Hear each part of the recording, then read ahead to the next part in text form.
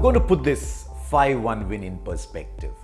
India have been going to South Africa since 1992. I've been on a few of those tours myself, and I know what happens when India go to South Africa.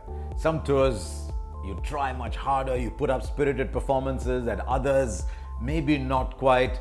But the one common factor is India go to South Africa and lose.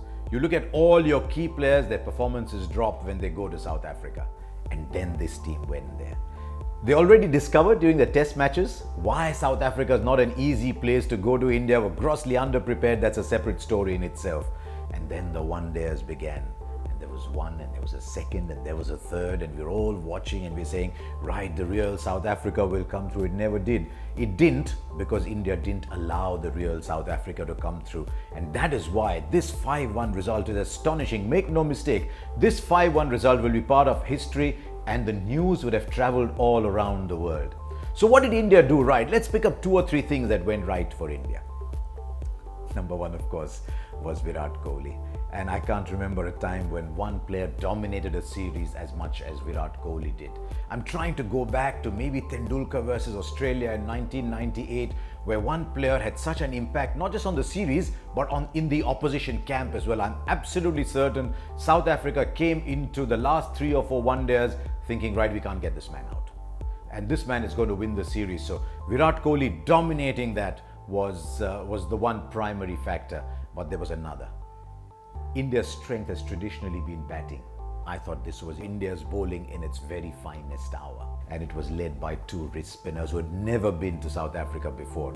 33 wickets is just incredible. But more than anything else, the sense of intrigue, the sense of mystery, the deceit, the trickery continued as the series went along. And even till the last game, you didn't get the feeling that people in South Africa were actually picking either Chahal or Kuldeep Yadav. It didn't help that probably South Africa's best player of spin wasn't playing spin enough. And that leads me to the other aspect of India's bowling, that India was sending back Harsha Bhogle quickly enough. Bhuvneshwar Kumar did it once, Jasprit Bumrah did it more than once.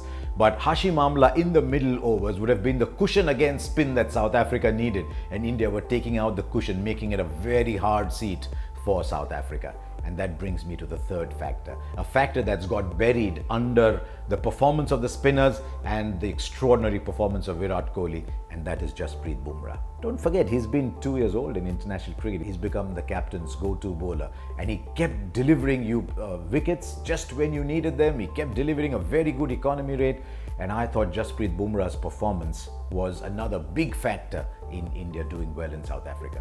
What else? Maybe Bhuvneshwar Kumar showed that there's a little fatigue. He wasn't quite the force that he was, but he's such a mighty fine player that you don't worry about him for too long unless there's 2 or 3 more series like this. I think India also need a 6th bowling option, because one of the 5 bowlers is going to have a bad day. And so you need another player in that side. Kedar Jadhav has been doing that role for a while. I don't know for how much longer.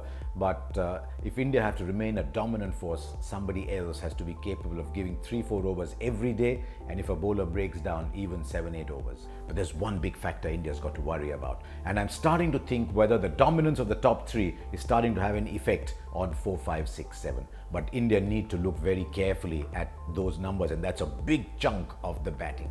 If India have decided Ajinkya Rahane is number 4, then he must play number 4. And I would have actually liked Rahane come back from South Africa, go straight to play for Mumbai in the Vijay Hazare knockout, but bat at number 4, not open or at 3, but bat at number 4 and just get used to batting at 4 more and more. Shreyas Iyer got the chance ahead of Manish Pandey. I thought he might have taken the opportunity a little better. Hardik Pandya struggled, but there is an issue at number 7, and I've got a theory about it. In my view, MS Dhoni must bat at number 5. Because then he's got players above him, below him, he's got the time that he needs, and then he can build to a finish. But Dhoni kept batting 6, 7, 6, 7, and I'm starting to think, and this is just a completely left field view, that maybe Dhoni has told the team that the finisher you need in the 2019 World Cup may not be called MS Dhoni. and that therefore whoever else is going to play that role needs a lot of games behind him. So keep pushing them up, keep giving them as much experience as they want, so that by the time the 2019 World Cup comes, someone else is ready. And Dhoni has played so many matches, he can always slip into that role if required. And maybe Dhoni has decided he's not going to go beyond 2019.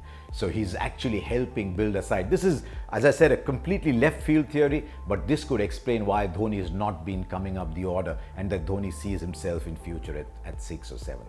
So here you are. That was my review of the series. I just think it was an astonishing result, and I will go so far as to say that I did not in my wildest dreams think India are going to win this 5-1.